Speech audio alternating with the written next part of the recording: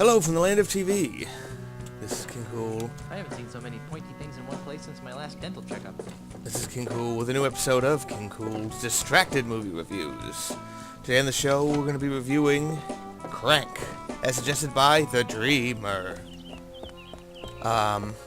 It's actually my second attempt to record this, as usual, because there was lots of little glitches and desyncing when I tried to record something else with Camp Studio. Which Camp Studio works pretty good, but I really should record the sound separately if I care the least bit about it. Where am I going? But yes, Crank. Crank was one of those movies, like, you know, one of these sort of rare movies that, like, that my brother had seen in the theater that I didn't see, and then I'm slowly sort of going through them and, Ew, it smells like dead fish in here. and 9 kinds of dead fish, huh? yeah, shut up. That he had seen in a movie theater that I had not seen. Which includes things like The Prestige, which why I didn't see The Prestige, I have no idea. Let's look at this. This must be where the magic happens. Yay. I don't know why I didn't see The Prestige in theaters because it's friggin' awesome, but I'm slowly working through the things that he had seen and figuring out what was good and what was bad. And so I finally have seen Crank. And I gotta tell you, Crank is awesome. Like, there's lots of movies that, like, sort of pretend to be awesome. I'm trying to think of one off the top of my head. That's the end of the pier right here. I'm trying to think of any, just ones that fail to be awesome, at least in my estimation. But, to be honest, this one just works quite well. It's silly. It's like, okay, a guy is poisoned. Like, we start right at the beginning. Within, like, 2 minutes, like, after the opening credits, pretty much what we know is established. Alright, this guy's been poisoned, and he just keeps his adrenaline up, or else he's gonna die. That's it. That's all we know. Oh, check out the map. Why am I turning around? But it's actually effective, you know. Obviously, Jason Statham is a charismatic performer, and That watchbird gives me the heebie-jeebies. probably not the right game to be doing this with, but the last thing I did didn't work. Yes, big flower. Alrighty. Now I have this flower. But, let me go look at my notes real quick. Feel like I'm mumbling. You know, it's a movie that's just completely audacious. Like, at one point he's in a building and he starts a big fight. And the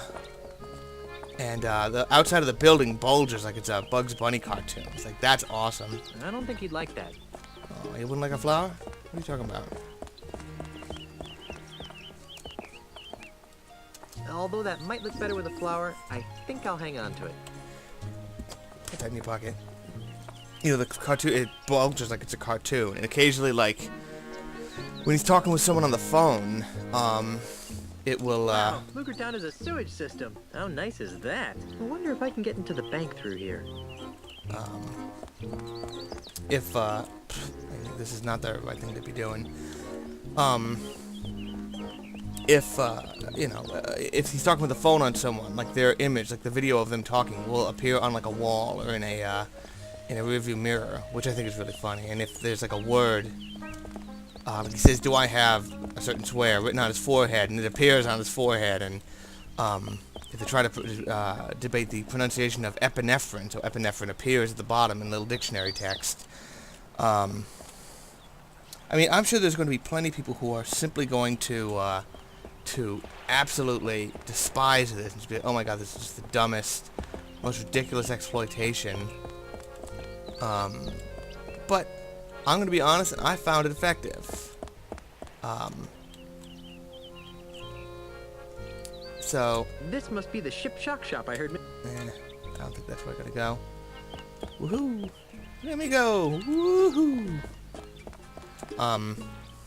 There's one point where a tipped car goes up the up escalator.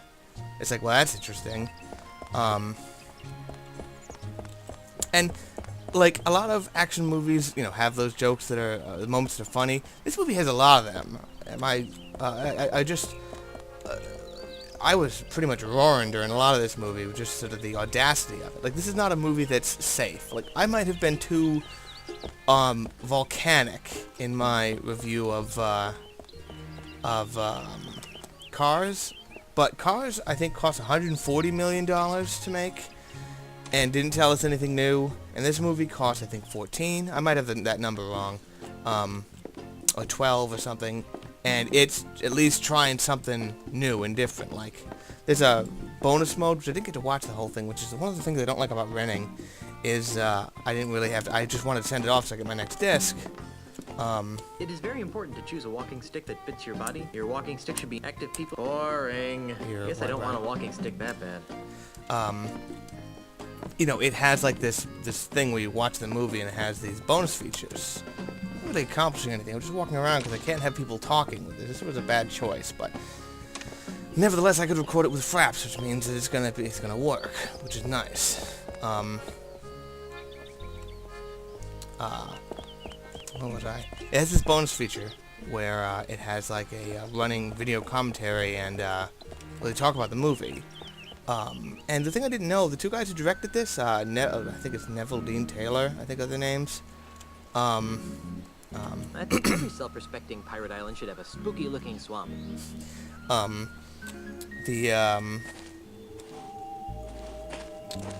was I? They directed Gamer, which I think, in this one they say they wanted to make a video game style movie, one with that just sort of quick intensity and this sort of progression or whatever. Take the things that are good out of video games and use them. It's the way out of the swamp. Yay. There's not a lot here, is there? Jeez.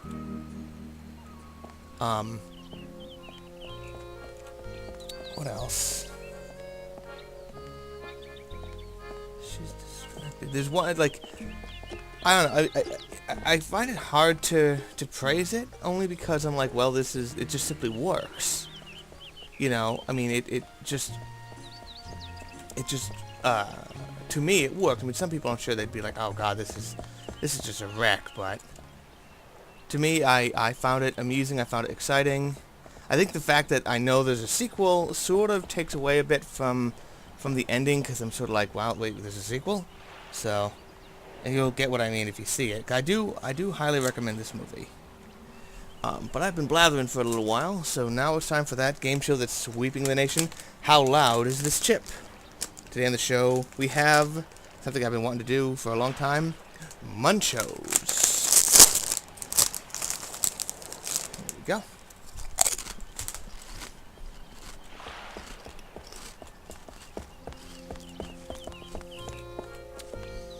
It's Carla. She looks bored. That's a good chip. Alright, one thing I also want to get into, just because it's more of a theme in general with movies, is general difference of age between the protagonists, you know, two people who are in a relationship. Now, Jason Statham, you know, there's Amy Smart, who's in this movie, who she's great, even though, unfortunately, she's responsible for one of the worst and least funny performances that I can remember in a movie, which was the helicopter pilot in Rat Race, which that was so bad and so unbelievably cruel and psychotic in a movie that's supposed to be funny. Like, Rat Race was dreadful before that, but at that point I'm like, no, this movie would take no more of my time, and I walked out. It's the only movie I've ever walked out of in a theater, and since then I'm like, okay, I'm not doing that again, and now I've sat through all kinds of shit.